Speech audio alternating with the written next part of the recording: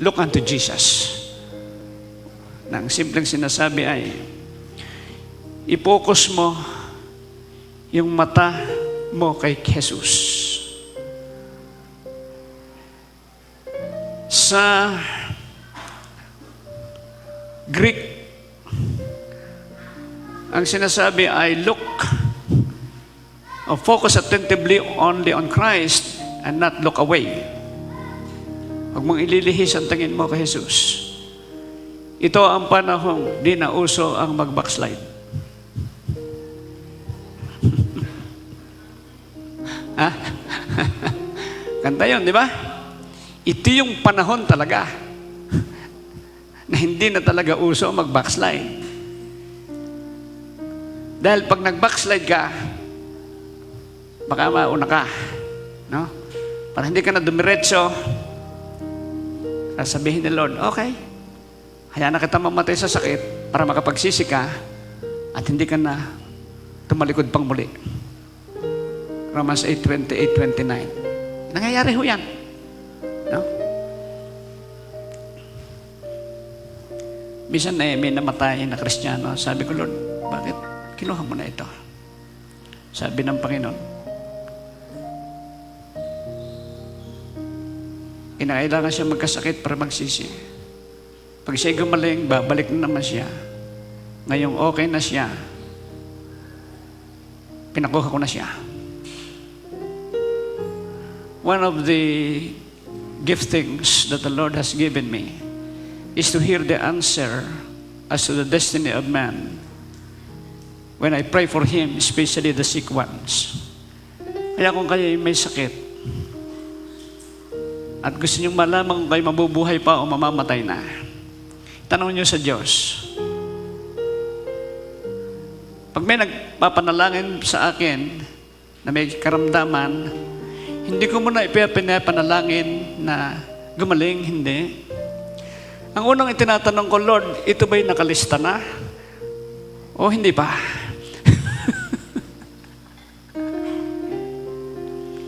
Pag sinabi ng Panginoon nakalista na, sabihin mo dyan, magsisi na at siya'y kukuhanin ko na. Talaga sinasabi ko. Papadalangin mo na gumaling, hindi na naman pagagalingit, nakalista na. Pero pag sinabi ng Diyos, sabihin mo sa Kanya magsisi at bibigyan ko pa siya ng pagkakataon. Sinasabi ko, kaya ka nagkasakit, may ginawa kang mali, you broke the law of God. The consequence of breaking the law is curse and sickness is a curse. So, maaring may nakain ka na sala, kaya ka nagkasakit. Hindi, ang problema mo, yung desire mo, yung appetite mo, kinakailangang madali sa'yo ng Panginoon. No? Ngayon, pag okay na, nakapagsisi, ay mabilis gumaling. Merong isang pastor akong kaibigan, gusto niyo manood kay Pastor Nilo Panganiban, napakasipag niyang manalangin at ang kanyang ministry ay healing. Maraming tumatanggap sa Panginoon, mga Muslim, mga iba-ibang religion, nanonood sa kanya, pati mga Kristiyano nanonood din. Pero ang kanyang forte ng ministry ay sapagkat evangelist ay healing. Hindi, sabi ko, friend tayo, pinadala ko sa kanya yung 7-year tribulation. Sabi niya, nagtataka siya, mas mabilis daw gumaling ang hindi Kristiyano kaysa sa Kristiyano. Sabi ko, hindi katakataka yun. Kasi yung hindi Kristiyano, kaya pinagagaling para manampalataya sa Panginoong Jesus. Yung Kristiyano, para hindi agad pinagagaling para magsisi at maging okay sa Panginoong Jesus. May dahilan ng Diyos. Ha? Ano mo naman yung mahulusog na katawan kung ang kakaluluwa mo naman ay nagdidelikado. Romans 8:28-29, kahit sakit, hahayaan ng Diyos yan. Para lang umokay tayo sa Kanya. Ganon ang Diyos eh. Maliwanag yan sa prinsipyo ng Deuteronomy. Kung kayo susuway, magkakaroon kayo ng curses kasama yung sakit. Pero kung kayo magsisisi at magbabalik, pagagalingin ko uli kayo. So, yung curses, maraming anyo katulad ng sakit, ay pinahihintulutan ng Diyos dahil binabiolate natin ang law para tayo ay magsisit, magbalik loob sa Panginoon. Dahil hindi nawawala ang kaligtasan, hindi nawawala ang redemption, hindi nawawala ang forgiveness, hindi nawawala ang restoration. Kompleto. ang salvation natin. Kaya nga merong consummation of redemption yung inaantay nating rapture Yun ang lundo. Okay. So ang sinasabi rito, focus our heart unto the heart of God because God is our security. At kung tayo tumitingin kay Jesus, nakikita natin sa Kanya ang Diyos sapagkat Siya ay Diyos na nagkatawang tao. Kung bakit may God the Father, God the Son, at God the Holy Spirit, huwag niyo nang problemahin iyon. Talagang nakasulat yun sa Biblia, totoo iyon. Kung bakit nakasulat na iisa ang Diyos, totoo rin iyon. Ang ibig sabihin ng one God, God is a unity God. Pero yung unity God ay na-revealed, nahayag sa tatlong persona, God the Father, God the Son, God the Holy Spirit. Kung bakit ganun yon, huwag nyo nang problemahin yon. Hindi problema yon. Hindi yon magkakontra. Sa tingin lang ng Western mind, yung one God kakontra ng Trinity. No, yun ang sinasabi ko sa inyong contrarian principle. Yung isa at tatlo'y hindi magkakontra. Pareho yung truths ng Scripture, pareho nating tanggapin na totoo.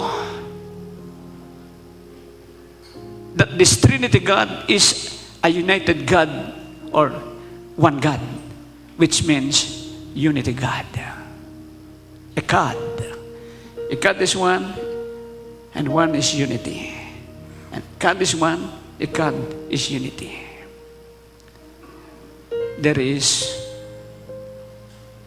There are three persons in the Godhead. Maliwanag ang sabi ni Paul, great is the mystery of the Godhead. Pag yun ay naintindihan nyo, Diyos na kayo.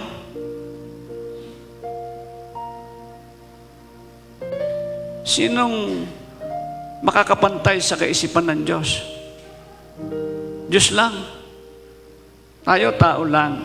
We are finite creations, believing and looking unto the infinity God.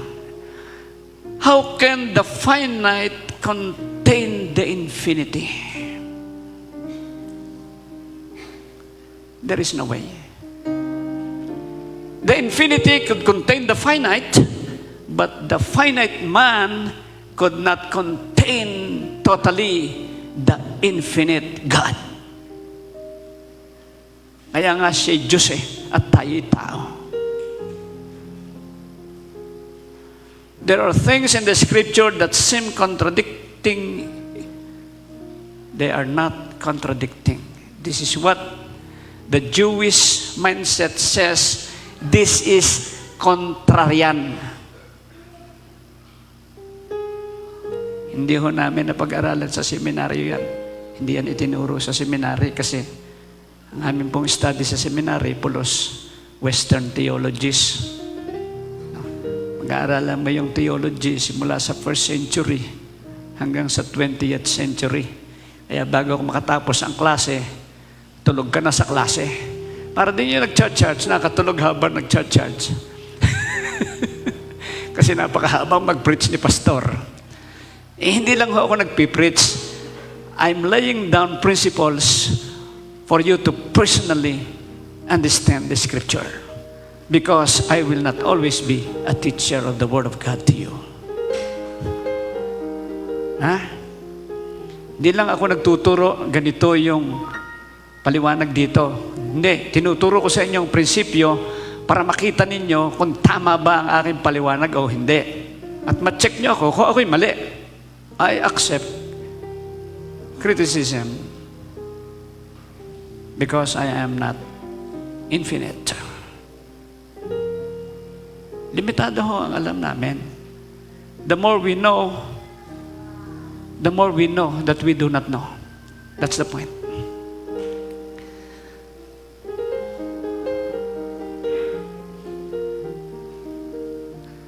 The word ra'ah, the word look in Hebrew is ra'ah, and it means to see. Pero maganda sa ancient Hebrew, ang sinasabi roon ay looking unto the very presence of God, that is ra'ah. Pero meron pang isang Hebrew word, ang look, ito'y nabat. Ang sabi roon sa Strong ay look intently. Pero sa ancient Hebrew, ang sinasabi ay focus your life, focus your heart unto the very heart of God, because His heart is your security. Yun yung Psalm 91.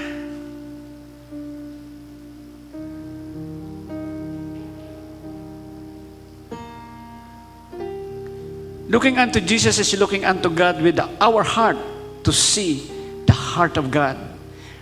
It is in His heart that we are secured. He who dwells in the secret place of the Most High shall abide under the shadow of the Almighty. And I will say of the Lord, He is my refuge and my fortress, my God with whom will I trust.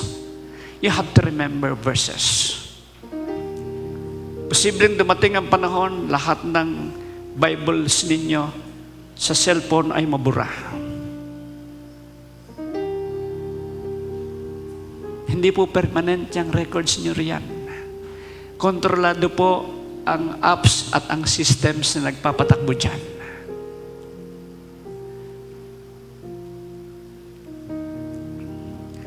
Ngayon, alin ang secret place? Tanong ko yan sa Diyos eh. Sabi ni Lord, ano ba secret sa iyo? Sabi ko, di puso ko po. Ganun din ako, sabi ng Panginoon. That is your secured place, the very heart of God. So when you look unto Jesus, you look unto the heart of God. And that is your secured place. Sabi nung iba, kami ho ay bumibili na ng lupa sa bundok. Bakit kayo mamumundok? Ay gawa ho ng Great Tribulation. Hindi ba kayo makikita sa bundok? Ang satellite, kita yung ilalim ng bundok. Kaya nga World Wide Web, sa dami na ng satellite sa taas, magkakaduktong na yan, kahit saan ka pumunta, wala kang tataguan. Pero pwedeng itrap ng Panginoon ang record o ang reading ng satellite sa iyo. Ha? So the only security is the very heart of God. So focus your heart, focus your life in the heart of God. And when we look at Jesus, we see the very attributes and the very nature of God. Pag sinabi na nature, ito yung kalikasan. God is Spirit. Pag sinabing attributes, ito yung katangian. Sa Hebrew mind ay may dalawang katangian. The masculine and the feminine. The hard part and the soft part of God. Pag sinabing masculine or hard, ito yung God is holy, righteous, just, and fair. Kaya siya ay isang judge. Pag sinabing soft or feminine, God is loving, gracious, merciful, good, kind. So yung dalawang katangian iyon ng Diyos, the soft and the hard and the soft, the masculine and the feminine. At yung kalikasan ng Diyos, at yung kapangyarihan ng Diyos, yon ang makikita ninyong nakasulat sa Biblia.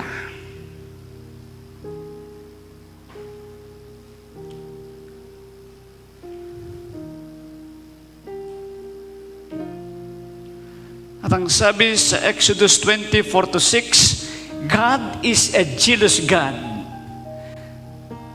Anong ibig sabihin ng siloso? Sabi rito sa talata, huwag kayong gagawa ng ibang Diyos. Ako lang ang sasambahin ninyo. Dahil ako'y silosong Diyos. Huwag kayong gagawa ng mga ribulto.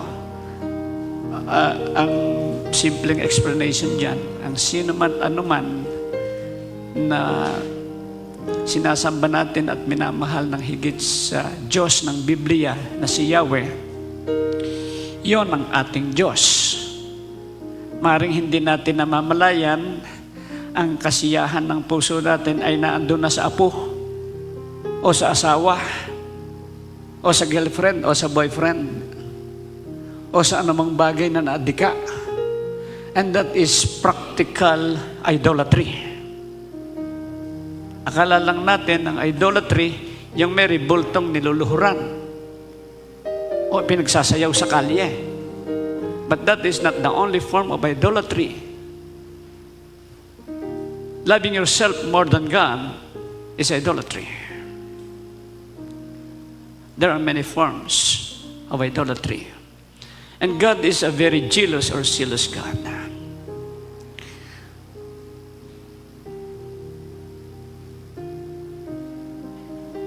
Jealous means kana.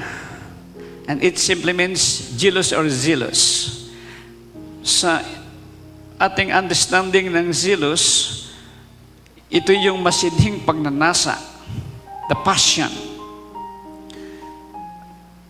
Ang katagang zealous o kana sa Hebreo ay nagsisimula sa letter Q or kop. At yung letrang iyon ang simula ng katagang kodes, nang ibig sabihin ay holy.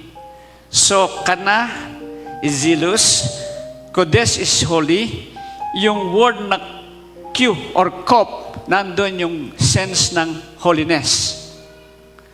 Kaya nung sinabing God is a zealous God, yung kanyang jealousy or zealousness ay nag-uugat, nagmumula sa kanyang holiness, sa kanyang kabanalan. He is zealous for His holiness. At pag sinabing holiness, kodes, ganito ang isang summary niyan. God's holiness is the absolute perfection of God, of His nature, His attributes, and power, making Him majestic and set apart from all His creations, and yet making Him eager also to be personally related with His human creation. Yung katagang o letrang kop, yung letter Q, ang pangalan noon sa Hebreo ay kop. Okay? Yung pong kop,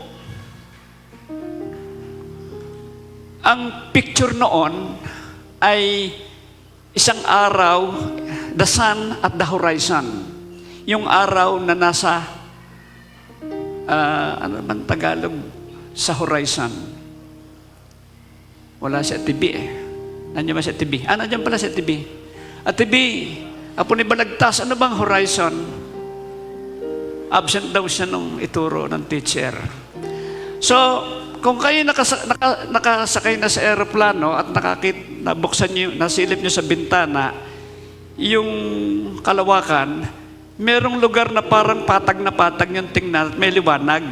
No? Ngayon, ang simpleng, para maintindihan natin, sino sa inyong nakapanood na ng paglubog ng araw sa dagat?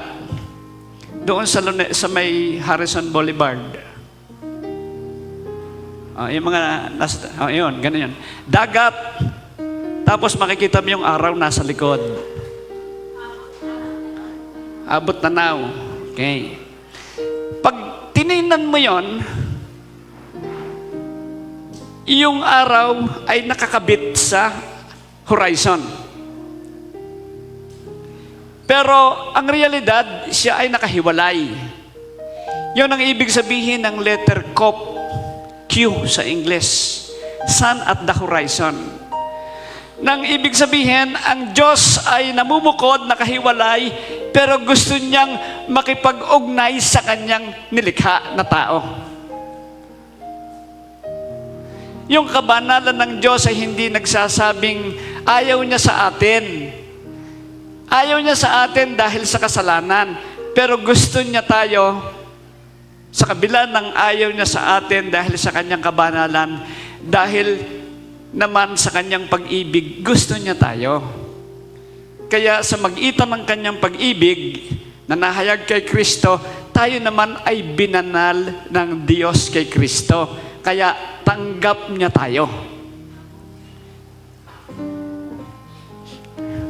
Ang realidad sa buhay, bagaman tayo'y tanggap ng Panginoon, tanggap natin siya, meron pa ring pagiging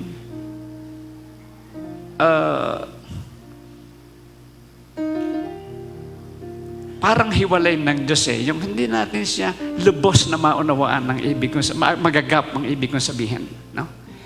Lagi pa rin siyang distinct. Hindi natin siya katulad. Namumukod pa rin lagi siya. So the word Kana and Kodes, looking unto this holy God, our holy God, is seeing Him from the distance, and yet it is relating with Him personally. He is in heaven, and yet He is in our heart through the Holy Spirit. Napakahiwaga talaga ng Diyos. At dahil sa siya ay banal na Diyos, God's zealousness for His holiness commands all men to worship Him, rejecting all forms of idolatry. God is a spirit and must be worshipped in a spirit and in truth. John 4:24. Sa ating pag-aantay sa Panginoong Hesus, itong hindi dapat mawala sa atin. Our personal worship and our corporate worship. Pag sinabing worship in the Hebrew mind, it simply means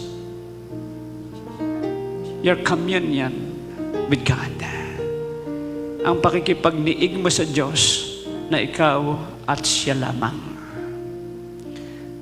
Meron ka talagang oras na ilalaan na kayong dalawa ay magtatagpo. At kapag nasanay ka dyan, kahit ka nasaan, kahit ano man ang ginagawa mo, makakaniig mo siya.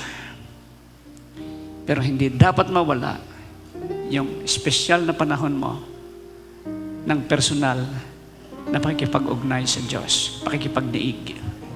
Worship means communion with God. Kahit kayo na andito, kumanta kayo, sumayaw kayo, tumugtog kayo, nanalangin kayo, at hindi nyo nakaniig ang Panginoon, hindi pa rin kayo pumasok sa malalim na diwa ng pagsamba. Kaya itong worship leading, itong preaching ng word, itong sharing natin, ang intensyon ng lahat ng ito ay personal na makaniig ng bawat isa sa atin ang Panginoon. There is God's corporate presence, but there is God's special revelation for you personally. The revelation of Himself. When you have met God during the worship time, either you worship Him alone or you worship with a group or the church, you have entered into worship in the very presence of God. Hindi kayo dapat uuwi na empty-hearted.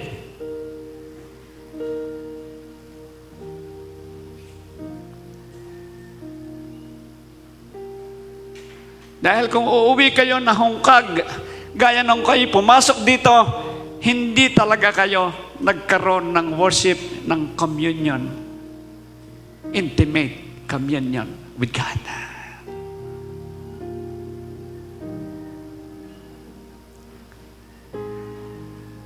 And this is a must for you to live this day onwards. Ito yung kailangan yung preparation.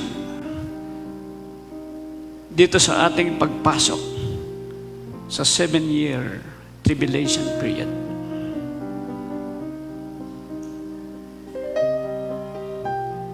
You must live a worshipful life.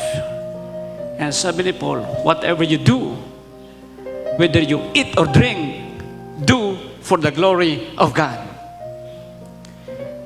Ang worship ng isang Kristiyano, ang buhay pagsamba ng isang Kristiyano ay hindi nakakompartamentong buhay na itong oras na ito'y sa Diyos, ito'y sa asawa ko, ito'y sa anak ko, ito'y sa hanap buhay ko, ito'y sa barkada ko, ito'y sa iba pang bagay. Hindi ho ganon ang buhay Kristiyano.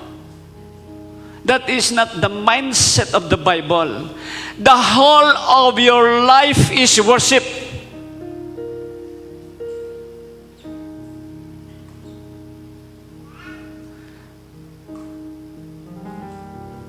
Kung ito may panahon mo para sa asawa mo, ito ay pagsamba sa Diyos.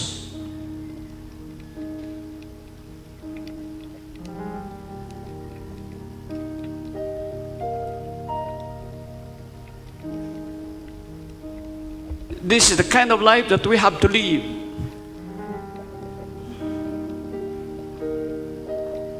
To always be ready to whatever may come ahead of us. Live a worshipful life. Always in communion with God. But do not neglect your time of communing with God. Alam niyo mga Hudyo, pag kanilang Shabbat, maghapon po sila sa templo. Nananalangin, nag-aawitan, nagbabasa ng kasulatan. May dala na silang pagkain doon pag kailangan kumain. Pero dito sa church sa atin, pag inabot ka ng alauna, sasabihin, Pastor, napahaba yata kayo. Sabi ko, kasalanan nyo, hindi kayo naglagay ng relos. Tingin ako ng tingin, wala akong makita, di habaan ko, hala ko'y maaga pa. But the point is this, when you are in the presence of God, you will forget time. Because you will enjoy the continuous flow of the life and the revelation of God. Bubusugin ka ng Diyos ng todo-todo.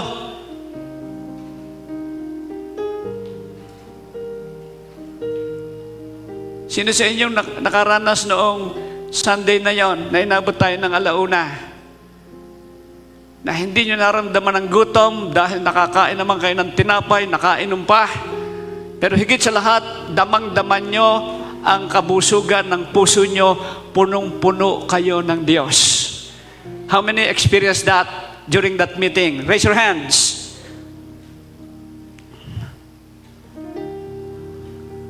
It frustrates me to see the church not experiencing the very presence of God.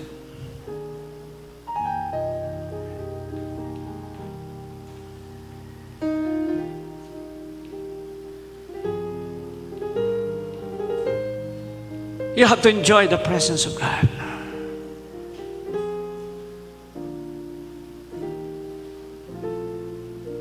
And this year, wala pa akong nakita sa mga fellowships na nagawa ng programa at maging sa mga ministries na gumawa ng programa, one-day fasting. Wala pa akong nakita. Yung palang intercessors. Totoo ba at itasing? They have the program on prayer and fasting. Sana, worship team, men, women's fellowship, other ministries, let's begin to have the fellowshipping with God through prayer and fasting. At tingnan ninyo kung maraming a-attend o maunti. Wala pa akong nakitang prayer fasting gathering na dinumog ng kongregasyon. But that's how the Lord trained me to sharpen my spirit.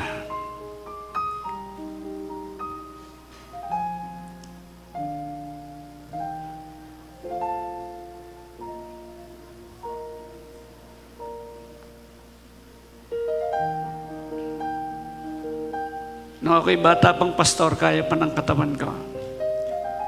I always spend my time alone. Reading the Word, praying, worshiping, and I do not make a message until I hear the voice of God.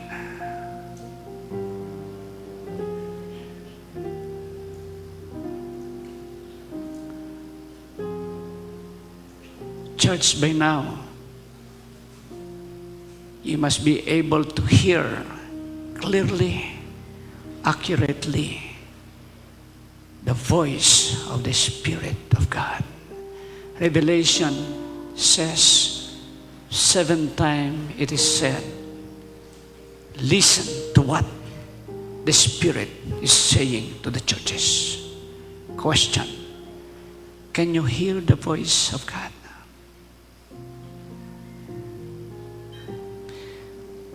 Jesus said, my sheep hear my voice. It is common to hear the voice of God and have His presence when you come to Him. Dapat normal lang yan sa isang Kristiyano. What's the key? Have the desire and follow what the Spirit instructs you to do.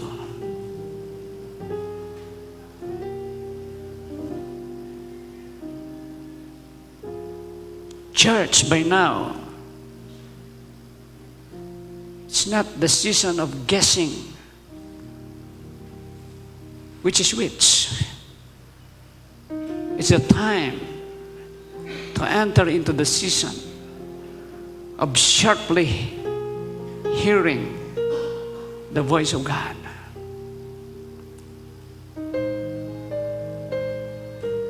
Because this is how we will survive these days and the days to come. And you develop that only through a worshipful life.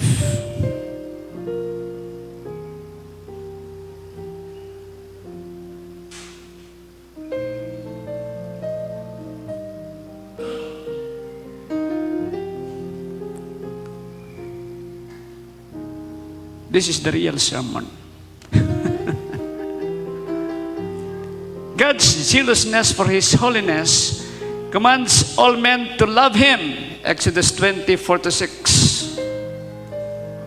Love the Lord your God. We have been preaching on that.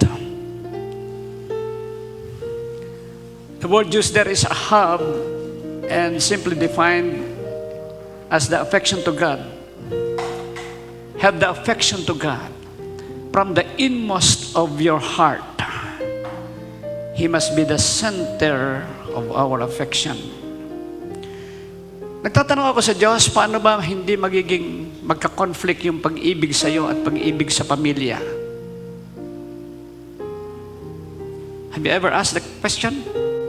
Paano ba hindi magko-conflict yung pagmamahal mo sa Diyos at pagmamahal mo sa boyfriend mo o sa girlfriend mo?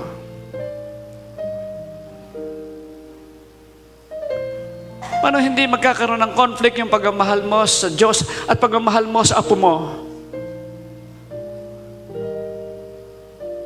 Sa kanino mang tao, sa anumang bagay at anumang ginagawa mo, paano hindi magko-conflict yung pag-ibig na iyon sa Diyos? Who has the answer? Ang sabi ng Panginoon, you shall love the Lord your God with all your heart, with all your soul, with all your mind, with all your might. At sinabi rin ng Panginoon, he who loves his loved ones more than me cannot be my disciples. He cannot be my disciple. How could we do that we love God and yet we still love our loved ones without putting these two objects of love in contradiction within our heart?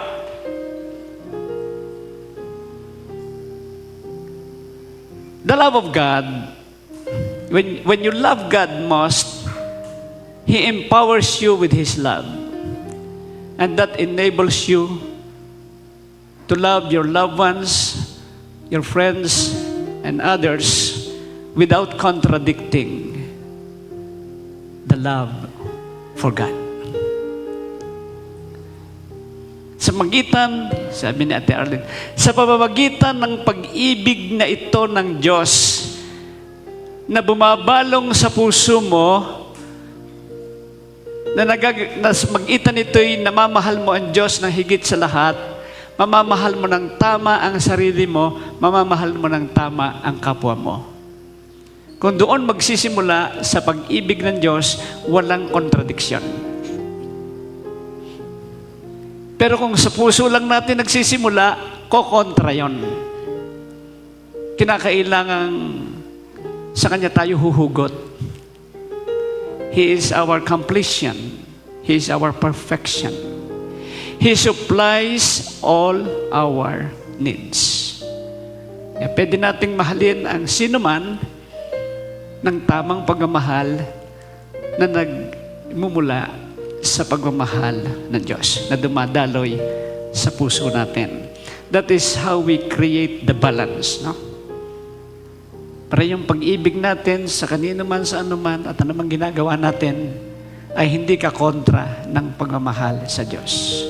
Kaya unahin muna natin siya at hingin natin ang kakayanan sa Kanya magmahal. At kung ginagawa natin magmahal sa iba, maliwanag sa atin na ginagawa natin ito dahil ginagawa natin ito para sa Panginoon. The zealousness of God for His holiness commands all men to obey Him. If you love me, you will keep my commands. No ifs, no buts. Hindi mo sasabihin sa'yo, Lord, gagawin ko ito kung gagawin mo muna ito sa akin. Lord, gagawin ko ito, pero do not put any condition. Yun ang dahilan kung bakit may mga tinatawag ang Diyos na hindi makasunod. No? Kinukondisyon nila ang Diyos. Nilalagyan nila ng kondisyon na, sige, susunod ako sa iyo. Gawin mo muna ito sa akin. Ang tawag ho dyan ay pang-aabuso. Sino ka? Para pasunurin mo ang Diyos sa gusto mo. Pag sinunod ka ng Diyos, mangyayari sa iyo ang sinabi sa lumang tipan sa mga awit. God sent the request, but He sent leanness to their souls. Ibinigay nga ng Diyos ang kanilang kagustuhan, pero naging payat ang kanilang mga kaluluwa. Tanungin nyo, at kahit sa sarili ninyo'y tingnan ninyo, sa inyo bang pagsuway sa Diyos, sa inyo bang pagkondisyon sa Diyos, kayo ba'y naging masaya?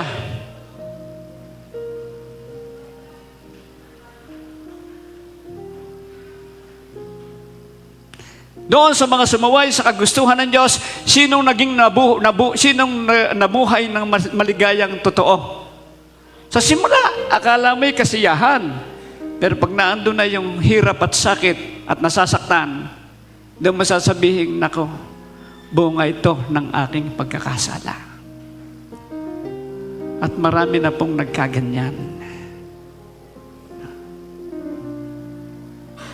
Huwag na nating ulitin. Dahil hindi tayo pwedeng sumipa sa tinik. We cannot kick against the prick. And you disobey God. You hurt and destroy yourself.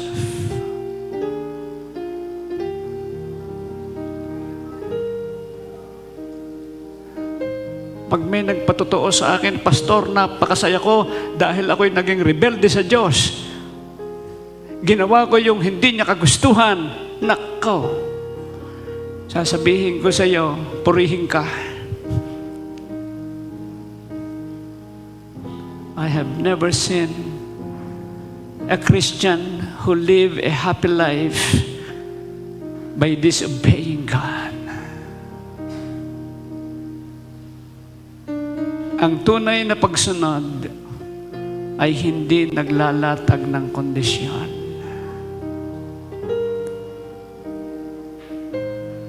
If any man wants to be my disciple, he must say no to himself, deny himself, take up the cross, the very will of God, and obey the Lord. Hindi ka pwedeng sumunod sa Diyos na magkapantay yung kagustuhan niya at kagustuhan mo. Hindi pwede. Hindi ka pwedeng sumunod sa Diyos na ikaw ang mauuna at susunod ang Diyos sa iyo. No, never. Kung ikaw ay nauuna, hindi ka tagasunod. Kung ikaw ay kasabay, hindi ka rin tagasunod. Kung ikay nasa likod, ikay tagasunod.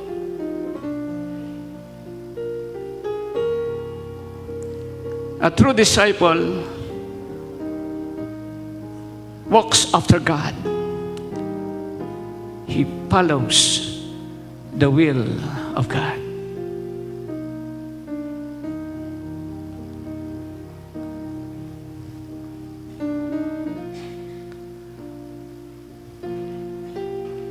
The commandments of God are not burdensome. Hindi mabigat ang kautusan ng Diyos. Inalis niya ang sinful heart. Binigyan niya tayo ng new heart, new spirit, and the Holy Spirit. We can obey the laws of God. We can obey the will of God.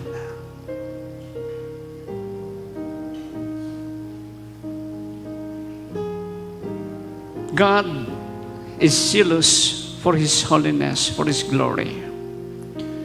And in that zealousness for His holiness, He commands man. He commands us to worship Him, to love Him, and to obey Him. God is zealous for His people.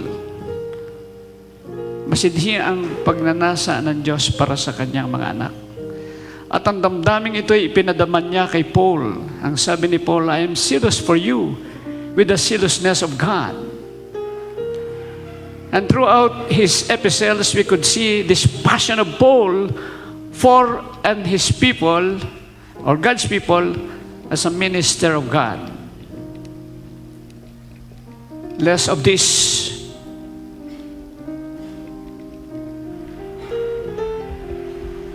A servant of God must think first of his servanthood.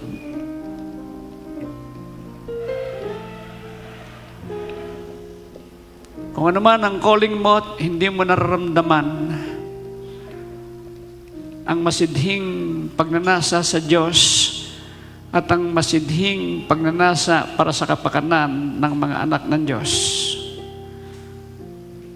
think of your servanthood.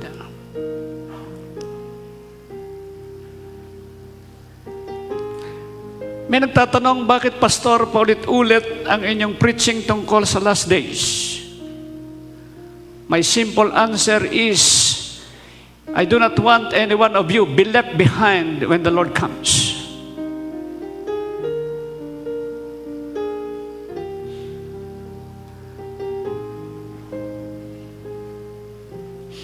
Buong buhay ko, lahat ng pangarap ko,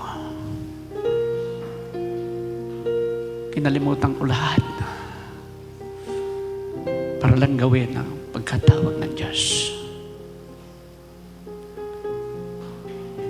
And I have the great accountability to God for all of you.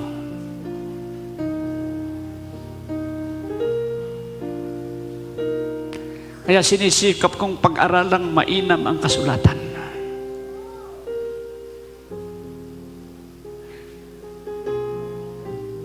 I do not want to commit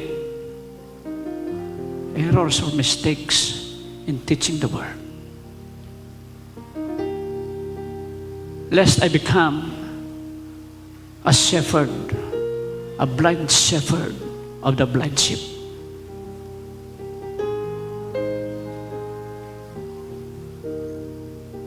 Gusto kong humarap sa Diyos na sasabihin ko, Panginoon, I have done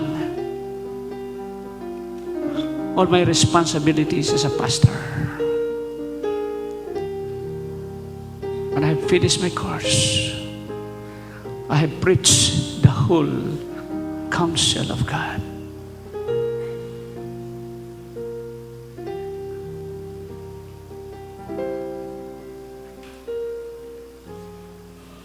And like Paul, it is my heart's desire to present us before Him, blameless and spotless, a bride acceptable to the Lord.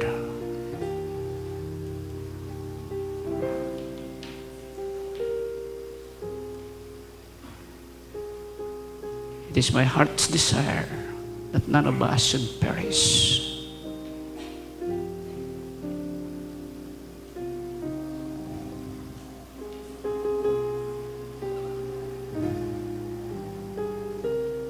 Hindi ko pwedeng sabihin, bahala na kayo. Hindi ko lang pwede kayong isa-isahin. Yun ang maliwanag. No, I cannot do that. Kaya may responsibilidad ng mga pastor na naka-assign sa inyo. But remember, you have your own responsibility for yourself before God. Kaya sabi ng Panginoong Jesus, save yourself. God has His part. You have your part.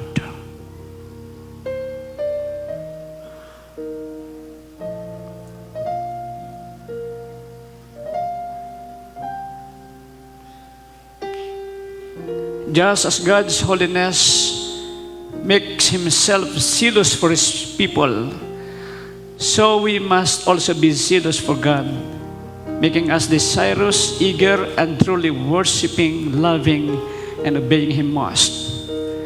Let us not lose the passion for Him, rekindling the fire that we have and making it more intensive, eager to meet Him. Sabi ni Paul kay Timothy, rekindle the fire. Pagningasin mo yung apoy na nasa iyo. Kayo po ba'y nagliliyab o aandap-andap? Maramdaman nyo yan sa sarili ninyo. If there is still the strong passion of your heart for God, for loving Him and for obeying Him, doing His will for you. Remember the warning to the Laodicean church. Because you are lukewarm, neither hot nor cold, I'm about to spit you out of my mouth. This is a church forewarned by the Lord with rejection.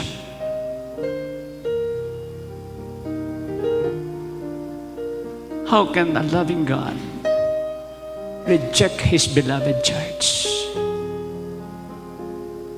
The Lord is simply saying here that this church rejection is not because God willed, God chooses and wills to reject this church. To reject this church. No. It is the church's fault by keeping herself lukewarm that she would be rejected. Naalala ko yung kwento ni Zambrano na dinala ng Diyos sa impyerno. Nakita niya yung mga kaluluwa doon sa butas. At tuwing lalampas ang Panginoon na nasa unahan niya habang sila naglalakad doon, nakikita niya yung pagtulo ng luha ng Panginoon. Hindi niya napigilang magtanong. Ang sabi niya, Lord, bakit itong taong ito'y nandito at bakit ka lumuluha? Simple lang ang isinagot ng Panginoon. I cry because this person rejected me, rejected my love. This is the reason why she is suffering. Hindi itinakda ng Diyos ng sino may mapahamak. May bahagi siyang ginawa para sa ating kaligtasan. At pinananatili niya ang kanyang responsibilidad sa atin. Pero may bahagi tayo sa Diyos. Let us keep the eyes of our heart on Jesus, pondering on His nature and attributes. Just as He is zealously passionate for us, so must we be unto Him, and so unto God. Pakiramdaman nyo, tingnan ninyo ang tibok ng puso nyo sa Diyos. Is it burning with love for God?